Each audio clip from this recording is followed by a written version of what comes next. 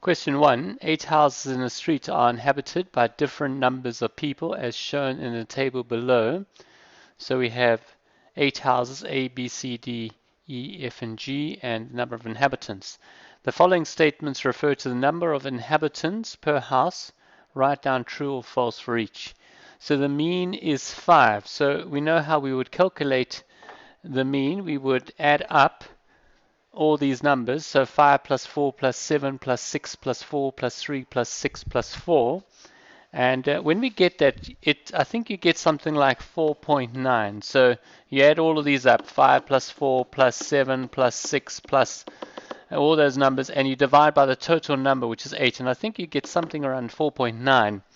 Now, even though these are discrete values, you still can get a mean which is not a whole number. So you would keep your decimal place here, because this actually tells us that your mean is somewhere between 4 and 5, but it's closer to 5. So this is false. The range is 4. So to go from the range, you go from the smallest number to the biggest number. So you go from 3, and the largest is 7. So we have 7 to go into 3. So 7 minus 3 is equal to 4. So the range, that is true. Then the mode is 6, the most common number. So we've got 2 6s, but we've got 3 4s. So this would be false. And the standard deviation is 1.4, correct to 2 significant figures. Now the best way to calculate this would be to put this into our calculator. So here I would go to my stats, and I would edit a list. So I'd enter a list here. Just clear these 2 lists that I've got. So I've got them cleared, and I'll put in these numbers. So it's 5, 4, 7, 6, 4, 3, 6, 4, 3, 6, 4. So we've got our numbers there.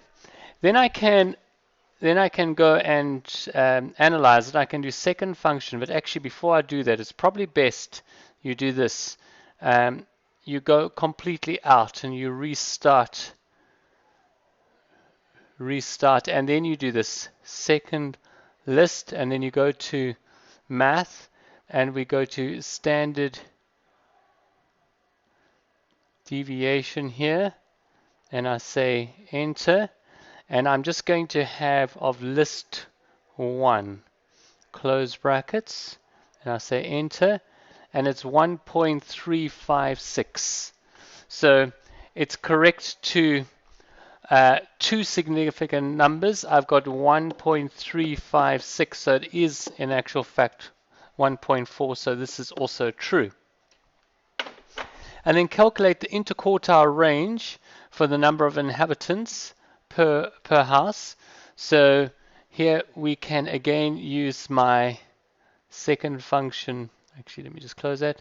Second function list, and I go along to math, and I think I will have the interquartile range down here. Min, median, sum, standard deviation. No, I don't.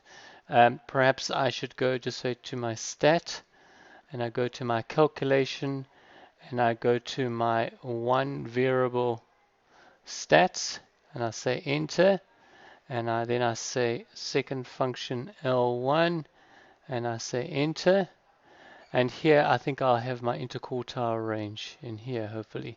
There we are.